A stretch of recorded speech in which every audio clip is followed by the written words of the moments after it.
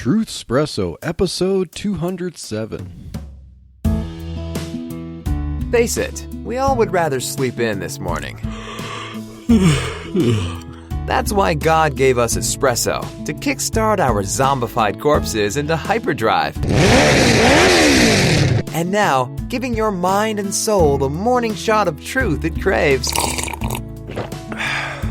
This is Truth Espresso with Daniel Minnick.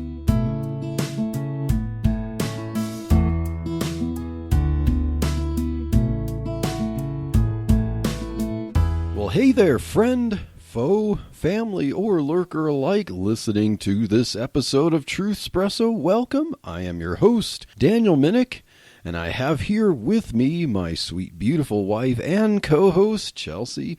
And we are continuing a series on parenting, talking about how we should raise and treat our children. In the last episode in this series, we talked about 4 ways that we tear down our children. And now this episode is going to be more on the positive end, about 4 ways to build up our children.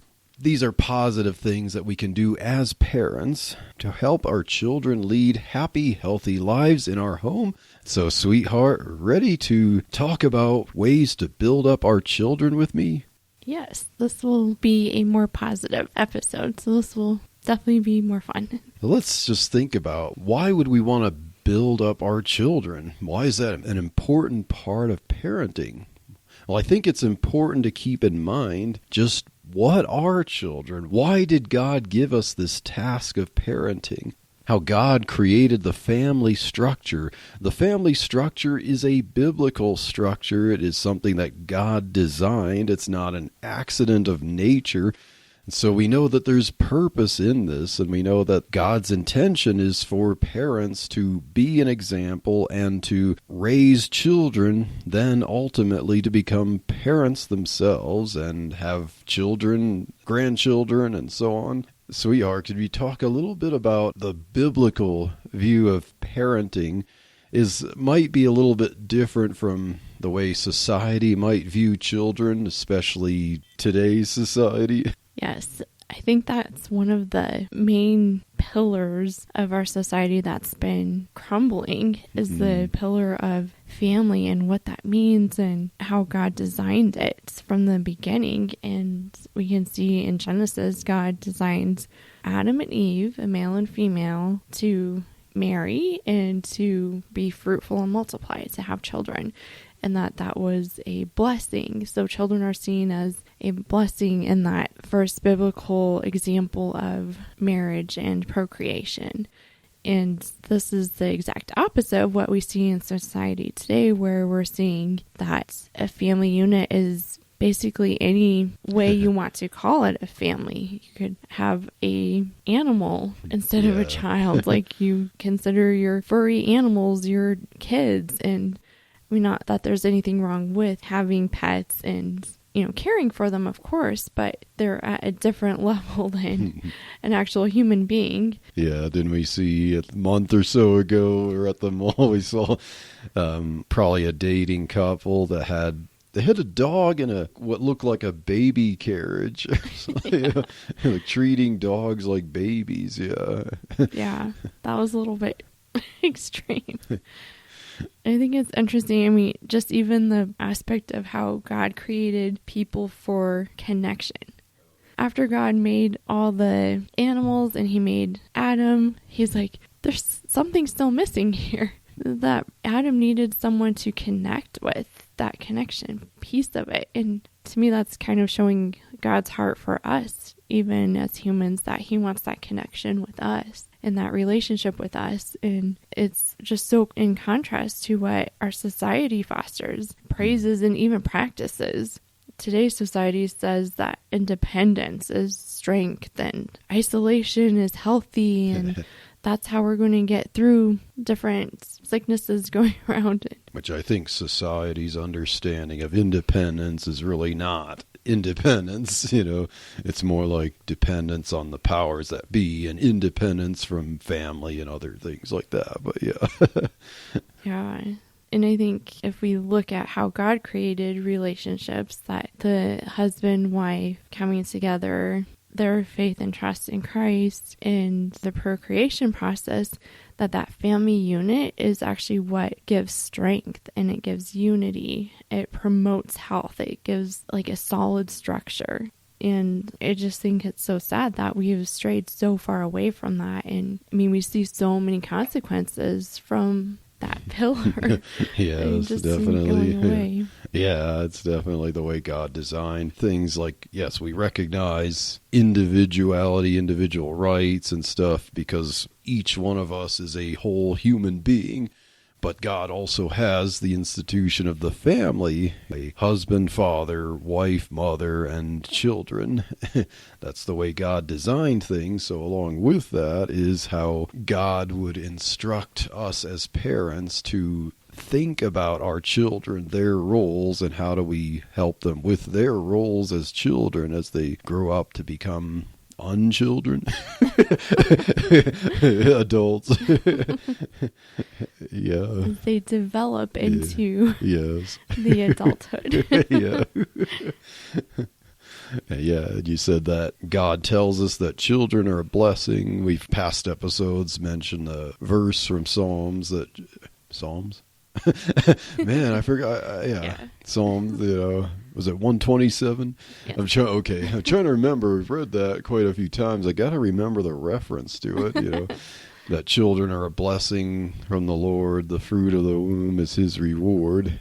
And so if we keep that in mind as parents, that should help us to think of how do we discipline them? How do we treat them as we're raising them?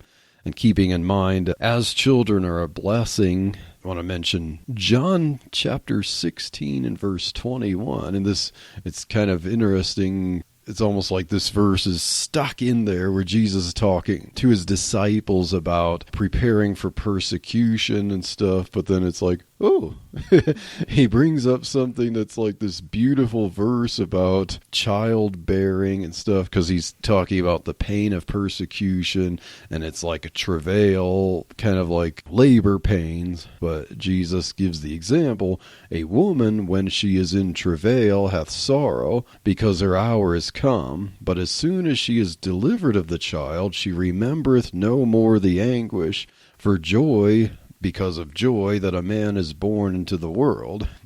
As much as a mother endures the labor pains, even Jesus says once after the birth, it doesn't take long, and the mom forgets really what that difficult experience was like because of the joy of now you have a child to raise.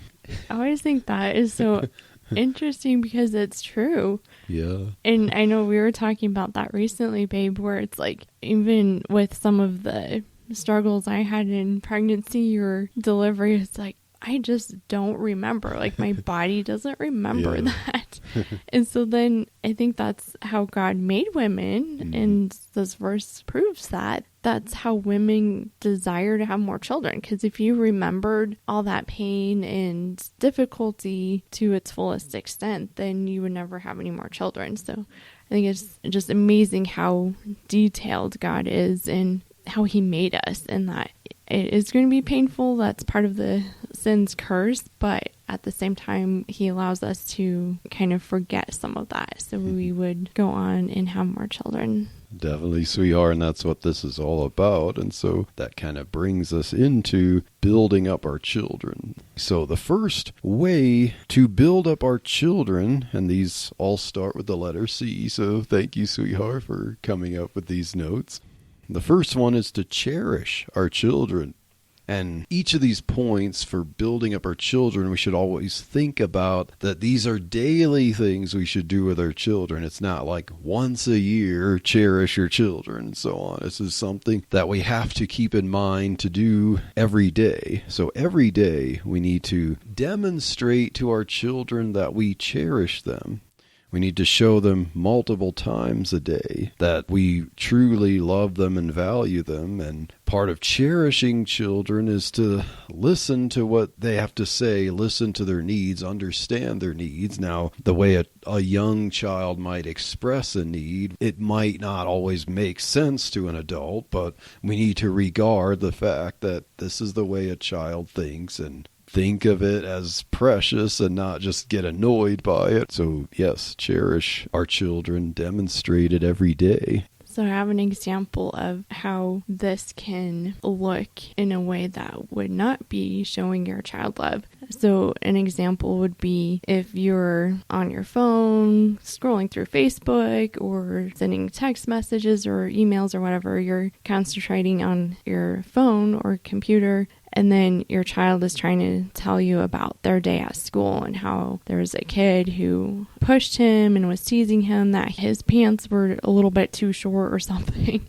Then if you're distracted, focusing on that device and not actually focusing on your child when he's telling you these concerns, then that's going to make your child feel as if he doesn't matter, and that what the kid at school teasing him was actually an okay thing for that kid to like bully him basically.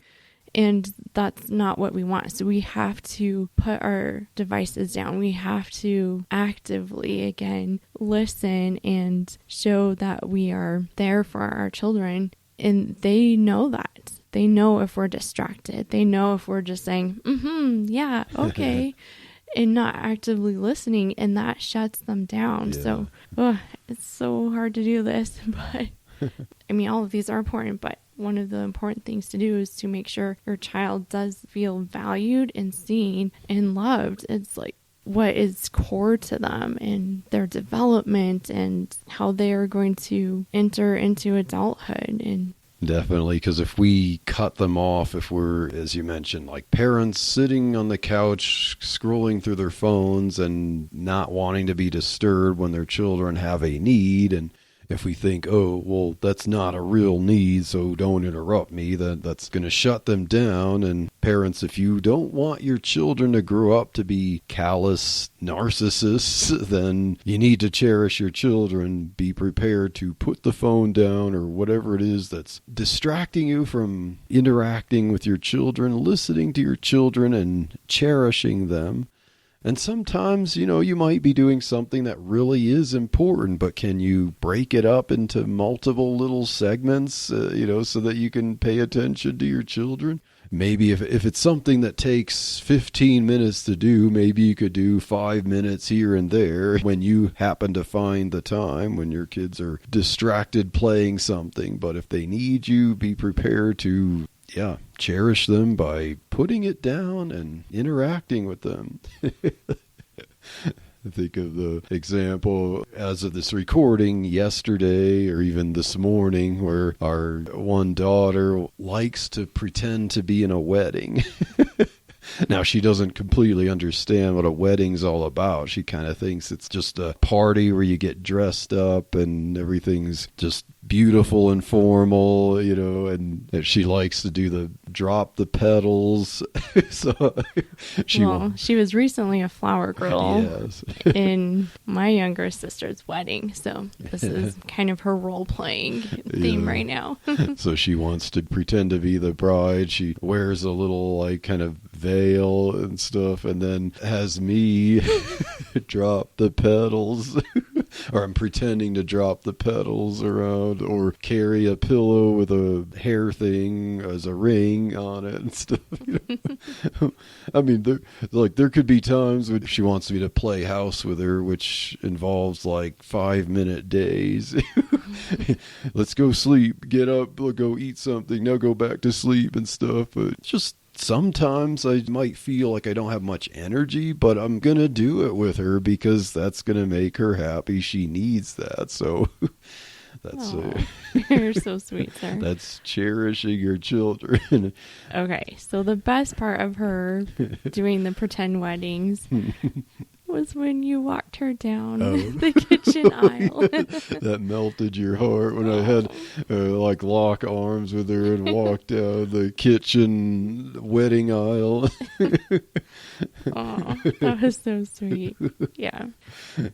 So I was also thinking that part of this too is that it's okay to tell your child as well, you know, mommy really wants to hear your story, or I really want to listen to what you want to tell me, but I need to finish this project. So give me 2 minutes and then I will be able to listen to this. And, you know, just letting them know that you are important, but I have something that I need to finish up here. And then that way I can give you my full attention. Yeah. And I think that's okay too, because that's kind of teaching them a level of respect or boundaries, because there's going to be times where you can't just drop something and focus on them 100%. Yeah.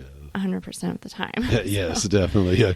I didn't mean to imply that, but like sometimes, yeah, as I said, if someone's just lounging on the couch and scrolling through social media, then hey, if your child wants something, you know, wants you to play, you know, drop it and play. But yeah, when there's those times where something's really important and you might lose your progress if you drop it or whatever, and you got to get it done for business or work. Yeah. Okay, just give me a few more minutes, and when I'm done, I'm playing with you. And I'm not sure what other parents think about this too, but it can be somewhat challenging. You know, we have 4 kids, but having multiple kids, because sometimes they all want your attention at the same time. Yeah.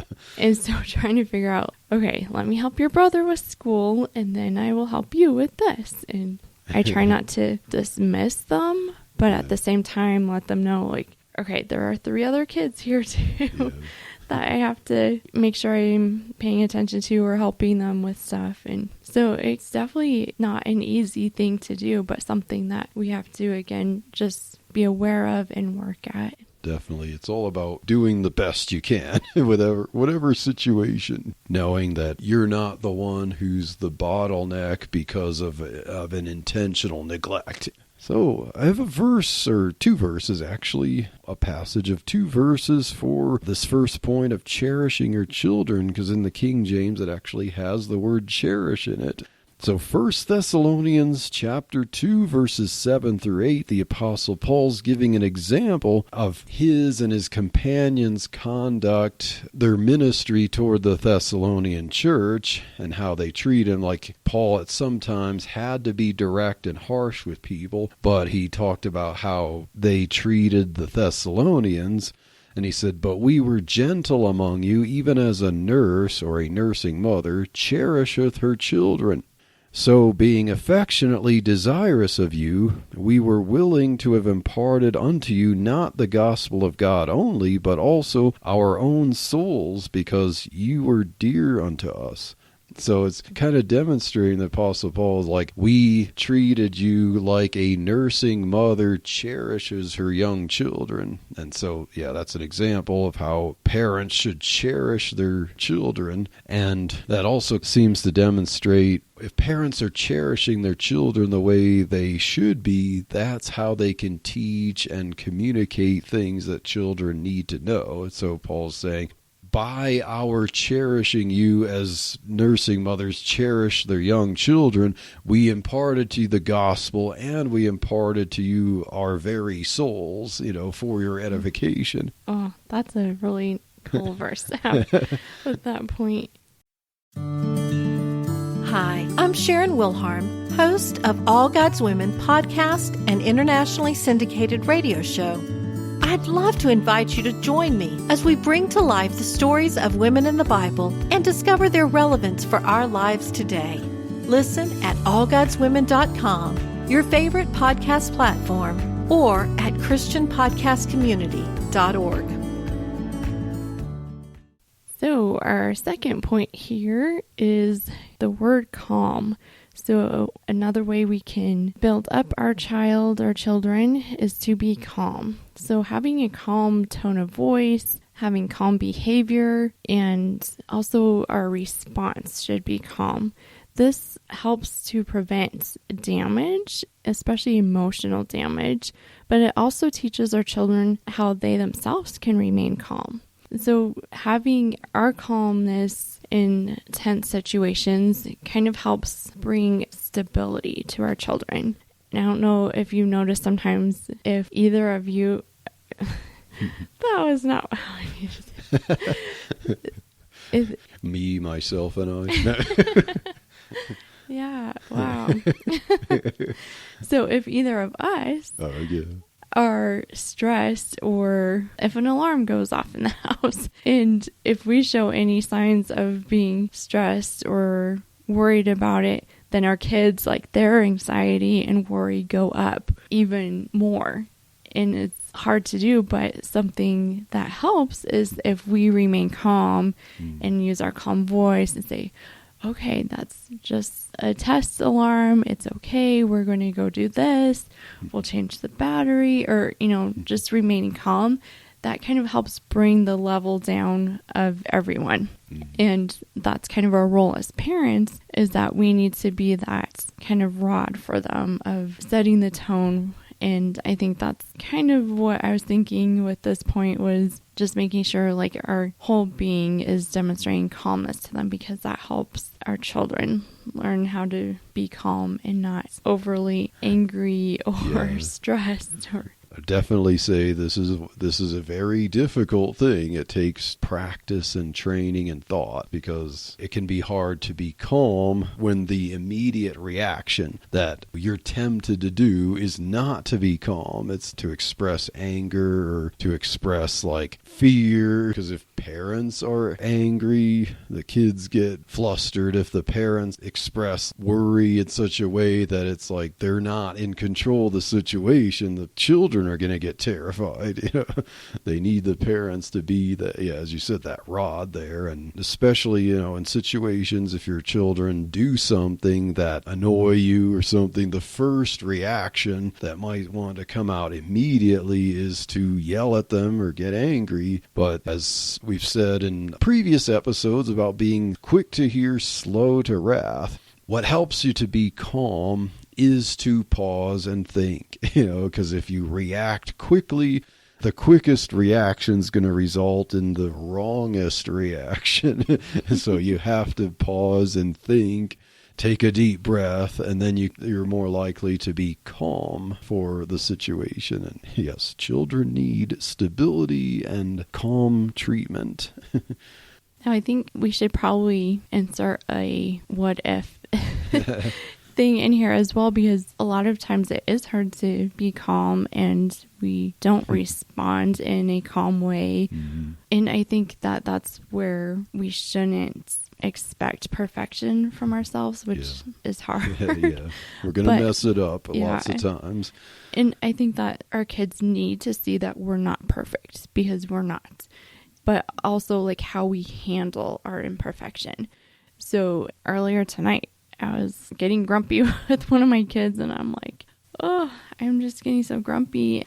But acknowledging that, okay, I am being grumpy, and then saying, I am sorry, I shouldn't have not been so grumpy with you, and it's nothing you did, and I love you, and just ask them to forgive you. I think it's so important for them to see that you recognize your faults, you recognize your sin, and that you want to change that, or you want to do different. And I think that's, like, the best that we can do, because, again, we aren't perfect. We're going to fall. We're going to make these mistakes of responding out of anger or frustration or fear and all those sorts of things, and just acknowledging, like, yeah, mommy and daddy have sinned too. We're going to mess up too. And just adding that little caveat there. Because each one of these points, we as parents can be imperfect at, make mistakes at, but that's when humility comes into play, apologizing. And so I have a verse for this point, and it's kind of a similar context.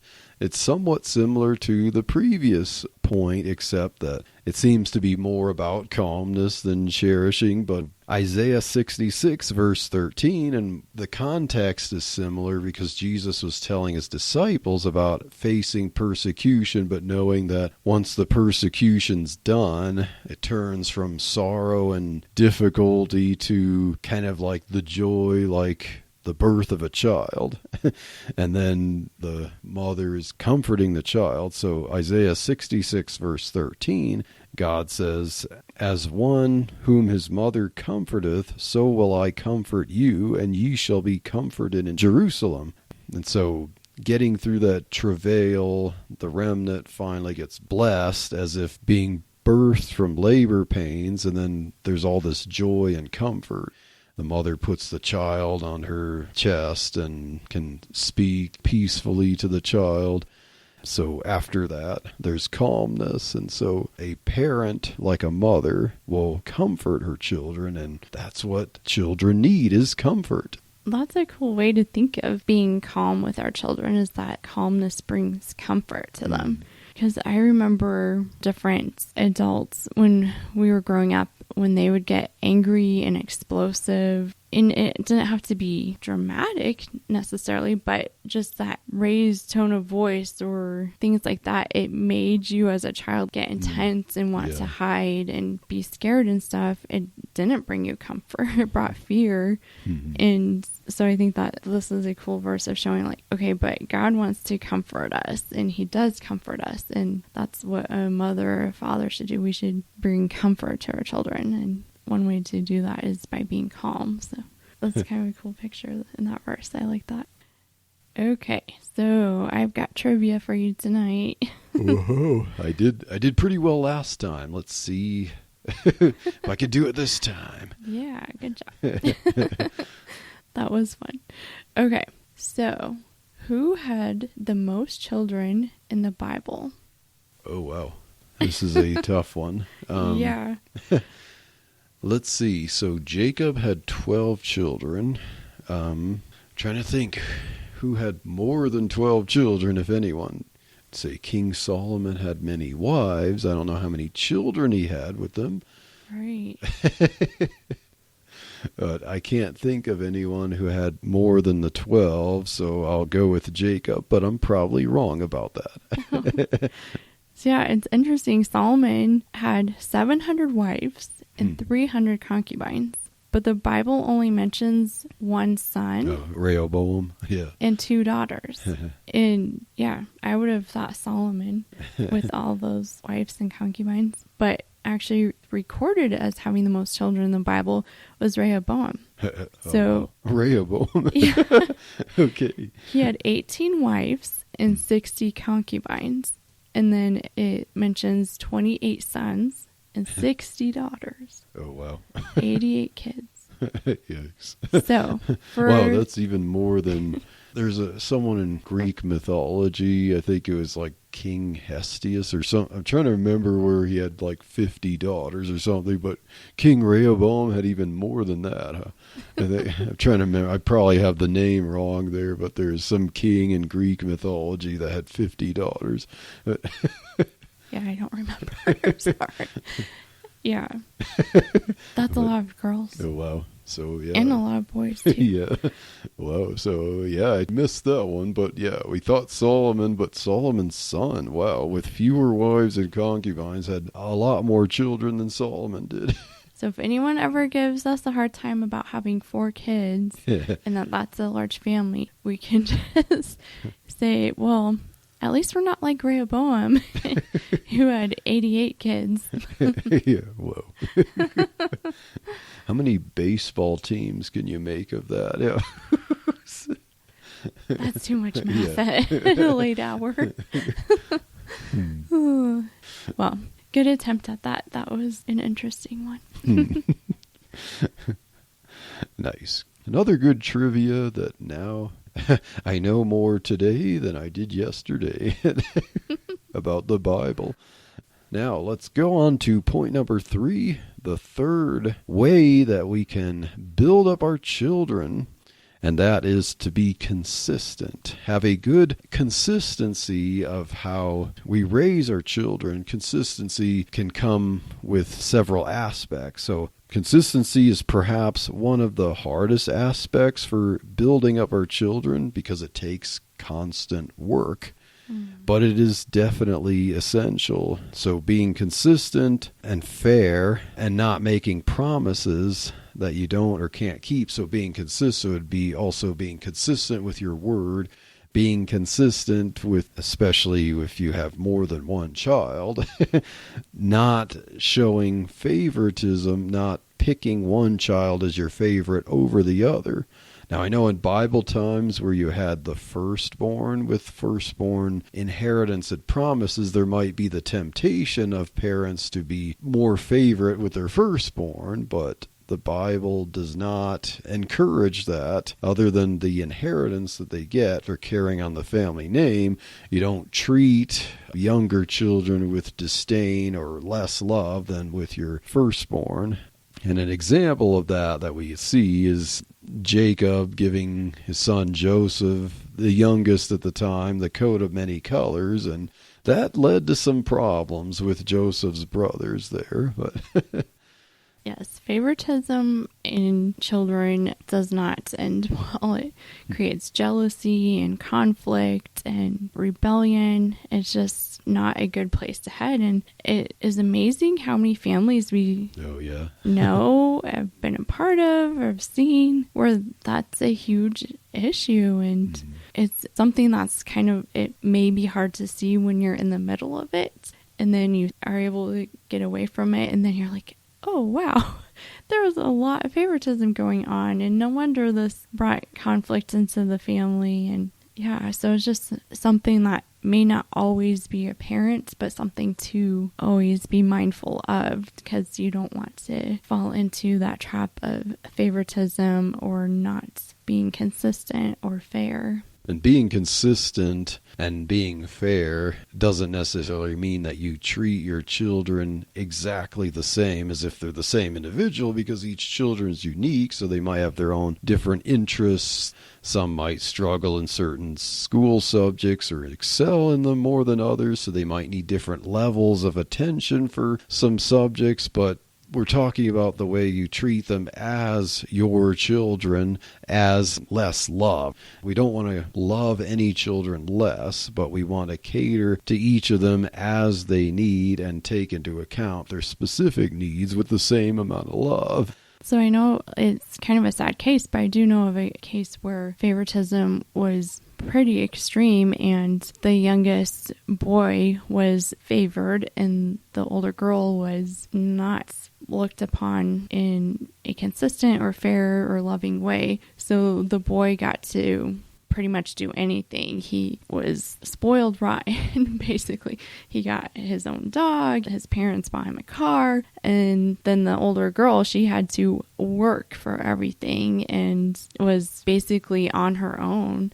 And I mean, unfortunately, that drove that family apart, but there are many examples where that can easily come into your family system. It divides families, and as parents, you don't divide your family. And yeah, another example in the Bible of that I was just thinking of was Jacob then playing favorites with his children, with Joseph, but then up one level from that is Isaac played favorites with Esau and Jacob. So Esau was his favorite, and how did that work out? It ended up making Esau want to kill Jacob because Jacob was trying to fight for his own favor and ended up stealing the birthright. And then Esau vowed to kill his own brother. And yeah, you end up turning siblings into enemies if you put a wedge between them with being inconsistent, unfair, or playing favorites with them.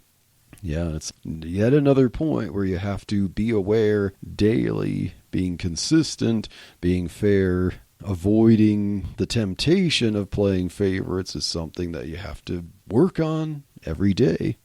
So a passage that we have to kind of go with this point is found in Deuteronomy 6:6 through verse 7. And it says, "And these words which I command thee this day shall be in thine heart, and thou shalt teach them diligently unto thy children, and shalt talk of them when thou sittest in thy house, and when thou walkest by thy way, and when thou liest down, and when thou risest up." So that consistency is not just a morning routine. it's an all day thing. And I liked how you said, babe, it's like something that we have to be aware of on a daily basis, like throughout the day, every day, being aware. And I think for me, and probably for other parents too, it's hard to be consistent towards the end of the day because you're exhausted and tired. And then, of course, that's when your 2-year-old wants to act out, or your teenager wants to have an attitude. You're like, oh, do I really need to deal with this, or can I just let it go? But that inconsistency of not staying on top of training them and redirecting them can lead down the path of destruction. And that's what this verse is warning about. Like, these are things that you have to diligently teach your children. Yeah, definitely always teaching your children fairly and equally the universal precepts of God's law. And we also see in James 2 verse 9 that, yes, the law of God does say not to pick favorites, not to be unfair with your children, but to be consistent. James says, but if you have respect to persons, you commit sin and are convicted of the law as transgressors. So the law, according to James, says not to be partial. If you're partial towards people, you commit sin. And so it's not an option. It's not something cute. It's not something that's a little vice or something, like a little white lie or that kind of thing. It's something it's against God's law that we should be practicing and teaching to our children. So we also need to not be partial ourselves, and we need to teach our children not to be partial. And so that is the number 3 way that we can build up our children. So first was to cherish them. Second was to be calm to them. Third, to be consistent with them. And now finally, number 4 is to be complimentary, to compliment them. So we need to verbalize our love and affirmation and show our children that we appreciate them every day. Make sure that they're not feeling like they're constantly having to work hard to gain our approval. They should be trying to get our approval, but it shouldn't be like some incredibly lofty goal. They need to know every day that they're appreciated. So telling our children, reminding them of the fact that we are thankful that they're our children, that we're thankful that we get to be their parents, is very important for their self-esteem, their drive to continue to grow and do better, and their well-being and happiness. Yeah.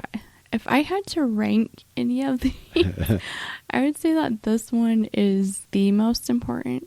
I mean, all of these are important, but I think like affirming our children is just so key to building them up. And I think this is something that we easily dismiss because it's easy to get focused on, don't do that, no to this, no to that. And then before we know it, we've said no all day long. Have we even once told our child, I love you, or I'm proud of you, or you did a great job on this. We had a hard day. And I mean, those words will go way deeper and longer and build our children up than all those no's we said all day long. And it's, again, so easy for us to kind of lose track or assume like, oh, they know I love them. I played with them today. Or it's like, oh, you have to verbally tell them that because otherwise they don't know. And so I think that's so important. Yeah, because it could be easy to just, as you said, say no or say, just get frustrated, express the negativity when they do something wrong. And then it's also easy, if they do the right thing, to just kind of take it for granted. Like, okay, you don't say something positive. It's just, well, that's what they're supposed to do, that kind of thing. So it's important to bring the positive there. State the positive, even just state it when it was just a typical day, constantly remind that they love them. And yes, when they do the right thing, even if that's what they're supposed to do is obey you, to say, good job obeying, I think of something in the Bible where this kind of applies, but just that reaffirming what you're doing is right. Like, you are on the right path here. And, yes. and I think that that's kind of where that affirmation comes into play with our children, is that, good job, you obeyed this time, and helping them understand that that's the right path to go down. Looking for strategies that will help you engage in meaningful conversations with members of the Mormon Church? Well, if so, take a look at Sharing the Good News with Mormons, a new book produced by Harvest House Publishers and edited by Mormonism Research Ministries' Eric Johnson and Sean McDowell. Sharing the Good News with Mormons includes 24 helpful essays from 24 Christian apologists, scholars, and pastors. Pick up your copy at the Utah Lighthouse Bookstore or order directly from mrm.org. So there's this really cool video that was kind of going around Facebook recently, and it was just so precious. So if it's still on there, hopefully you can find it. But there was a newborn baby that was laying in the warmer just right after delivery. And the baby's crying, and so the dad comes over and he's videotaping it, and he's softly and kind of gently telling the baby, it's okay, I'm right here, daddy's right here. And then immediately the baby just calms down and stops crying. And then just a few seconds later, the baby starts crying again and kind of flailing the arms and legs around how babies do. And then this time the dad held her little hand and he's like, it's okay, daddy's right here. I love you. And when the dad said, I love you, the little baby opened her eyes and looked right at her dad. It was like so amazing. I mean, the baby calmed down, and just how powerful those words and his tone of voice, and just that, that is my dad. And like, how often do we miss those soft tones of just even our Heavenly Father, God, speaking to us and saying, it's okay. I'm right here for you. You can get through this. You can do it. I love you. But we're so busy and stressed and worrying about everything else, and how are we going to parent perfectly or love our spouse perfectly, that we miss that small voice of God telling us it's okay. And that's where I think it's such a privilege to be parents to our children, that we get to kind of partake in being that voice for them and letting them know that we love them and we're here for them. And I didn't see that video that you described, but it kind of reminds me of when our youngest was born, or, like, I think that's how ours kind of went down too, because I remember came out, she was like blue for maybe about 30 seconds to a minute, and the nurses are trying to like get her color to come in, and I just kept trying to tell her, it's okay, love you, it's okay, stuff. And then she finally calmed down, and I remember lying there. I remember her opening her eyes and looking at me, and I put my finger, and she grabbed my finger and stuff. Oh, that's just so precious. Yeah. And I remember, because my grandma was in there too, and she even said, like, wow, as soon as Daniel said, I love you, she like looked right at him. It's just so precious. Because, babies can hear you in the womb. So they know your voice. They know who you are. It's so cool. And another tip there is it helps to talk to your child even in the womb, and sing to them, talk to them. Read books to them. Yep, they like that. So we have a verse for being complimentary to our children, and that's Proverbs 27, verse 9, where it says, ointment and perfume rejoice the heart, so doth the sweetness of a man's friend by hearty counsel, or by the counsel of the depths of the soul. So counsel that's coming from the depth of your heart, your soul, the sweetness of that. So being sweet, being complimentary is kind of like the sweet scent of ointments and perfumes, and how, just think of like if I put on a cologne or something that you really like, sweetheart, and it's like, oh, it just makes me want to be around you or something. It says that's ointment and perfume rejoice the heart.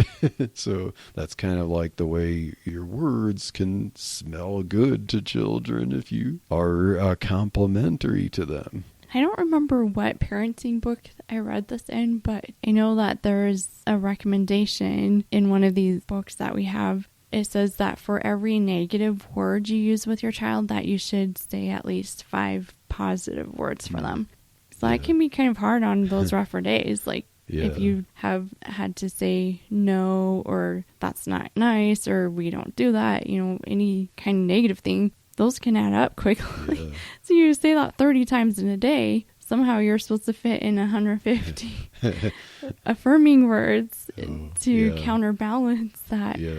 But me not saying that it has to be exactly 5, but just that kind of in your mind, that saying, okay, for every negative or more disciplined type of situation we encounter, we need to also make sure we are doing the complimentary, we're affirming them, we're making them feel loved and valued. Yeah, because I remember when we were talking and a while ago we were doing episodes on marriage and communication, and I think you mentioned, sweetheart, about how powerful negative words are, how much we remember them more than positive words. So yeah, to counterbalance the negative, we definitely need to pour on the positive words. And that's not to say like we shouldn't say no to our children, because that's not what the Bible teaches either. But there's a way to say no.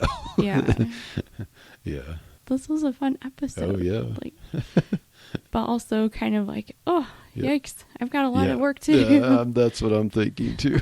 It's like, am I saying enough positive words to our kids, especially, with my sometimes dry personality? Aw. I don't know. I think to me that's like why God designed the male and female family unit in a husband and wife and children, because dads are going to be different with their kids than moms are. Mm-hmm. And that's a good thing, because the kids need both of that. Yes. So if dads were like always like, oh, come cuddle with me, and I'm going to tickle you, or I don't know, maybe some dads are like that, but that'd be kind of weird. So it's like you need that balance of let's wrestle or let's run around the family room 10 times. Yeah, kids need that balance of velvet and steel. Yeah. I've heard that before. Nice. Yeah, it's definitely a fun episode. As I said, challenging but positive. So 4 ways to build up our children. And we hope that you enjoyed this episode of Truth Espresso, and that you will stay tuned for the next episode of Truth Espresso in this series and any other series that we do. And so, God bless. Thank you for waking up with Truth Espresso. Good morning, and God bless your day. Hey friends, Daniel Minnick here again. If you liked waking up to this episode of Truth Espresso, I would really appreciate it if you would rate it on Apple Podcasts, Stitcher, or whatever application you use to listen to Truth Espresso.